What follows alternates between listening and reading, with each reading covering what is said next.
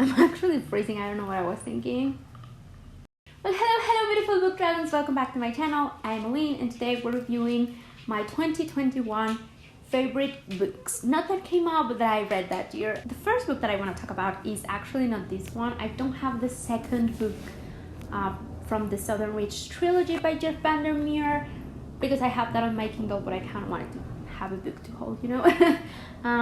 But the second book is actually Authority, and we're still following this fantastic trilogy. It's so hard to explain how Jeff Vandermeer works and writes, but I think his goal is more to write about thrillers that are more about mostly like global warming and more problems of that nature where ecology is the main concern. So we have this enclosed space where biology and certain sciences seem not to be working properly and not making sense, so they're sending expeditions in that apparently never come back. So we're following the 12th expedition. These are 5 women going in with different expertise that are just, you know, going to explore and see what the heck is happening and why no one can penetrate this like invisible barrier that leads you into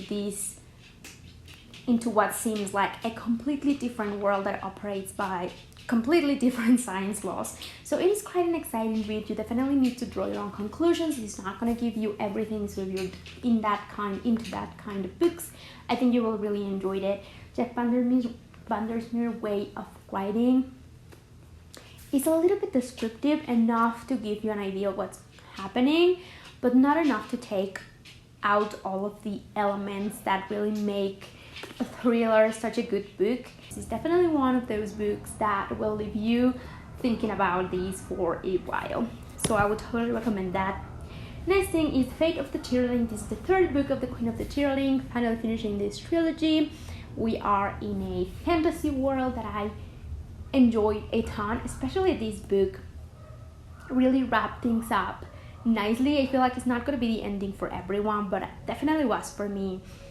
It's a lot about history repeating itself. It's a lot about kind of exploring what happens in governmental institutions. I feel like a little bit of a dystopian as well as a look to, you know, history. So we're having a future that could be but also the past, and how decisions by important people or regular people can definitely change the fate of a whole nation, world, whatever you want to put it, however you want to put it. So definitely would recommend this if you like fantasy. This is not, you know, that much of high fantasy. This is definitely more light and relaxed. So if you want to just chill and have a little bit of fun, but at the same time have your mind blown, I would totally recommend this series. It definitely takes you into a journey where, yes, you are enjoying the characters and the magic and all of that, but it makes you look deeper into society and into, like I said, history. So totally recommend these books. Next book that I read, truly enjoyed, is series by Madeline Miller. I do have The Song of Achilles in my bookshelves ready to go, ready to read. I am super excited about that as well, and I've been getting into a Greek mythology kick lately. I've been loving to read retellings. I don't know why. I'm just into it right now. I will be having, I feel like, a whole video just talking about Greek mythology retelling books because I am so much into them. But I really enjoy series, and I do really enjoy the elements of feminism. I enjoy the elements of magic. There's definitely magic here.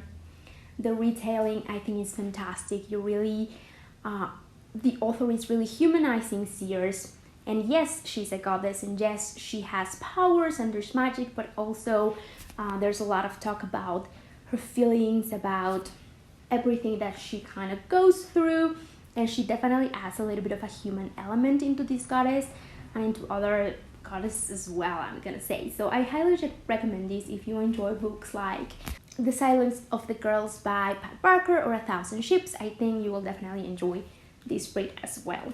Next, I'm completely changing here genre, but I really enjoyed this book and I read it at the beginning of last year and it's been one of my favorite books that I read. So I read Nosferatu by Joe Hill. This is more of a Christmas story, but don't let that fool you. This is definitely horror / thriller and a serial killer that kills kids. And of course, there's so much more behind that, so you really have to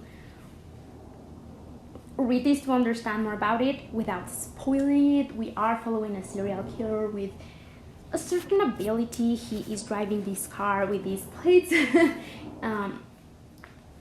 and we have a girl kind of getting wrapped up in this guy's business, and this guy's business is being a serial killer as he murders children, but also he has this certain ability to drive his car and drive them to kind of a Christmas land, but it's a creepy sort of Christmas land where kids, after they're dead, they kind of collect them. It's gross, it's creepy, it's interesting, it's thrillery, so you are always motivated to keep reading to know what happens to the main character, as well as all of the kids and how they're going to try to stop this creep-ass guy.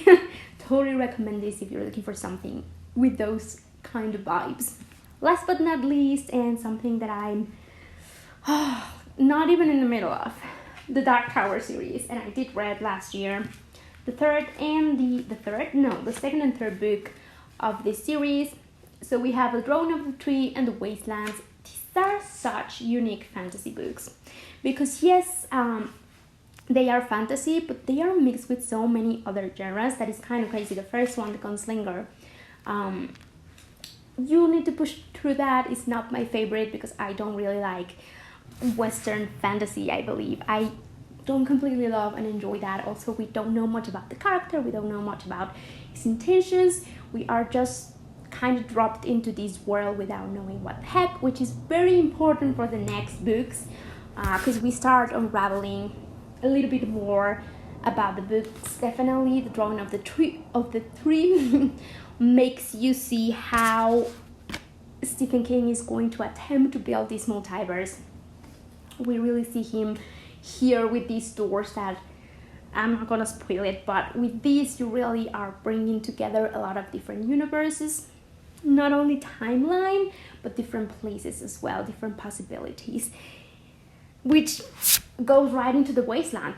I believe this brings together different timelines into this place, but with this one you bring different possibilities. You have some paradox. You are more aware of the characters and their intentions. You are more aware of who the Gunslinger is, even though there's a lot of secrets still to uncover. And this just follows this Gunslinger trying to get to the Dark Tower. That's what all the series is about. I'm excited to see when he gets there, if he gets there. Obviously a really big chunky series, but just as I feel like a lot of good fantasies, that's just the way it is, because you need a lot of background or a lot of explaining and unraveling of the world. I definitely feel like we are seeing more horror, especially towards the end of the third book, so I am excited to get into Stephen King comfort zone, which is horror thriller. So hopefully we'll be seeing a little bit more about that as I read.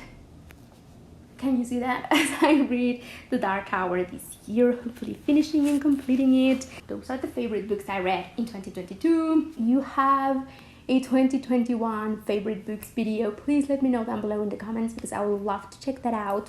And if you don't, you can just leave me a comment. Tell me what were your favorite books so that I can check them out and just like grow my TBR a little bit more. Why not? And yeah, that will be it for this video. Thank you so much for watching, and I will see you beautiful book dragons on my next video. Bye.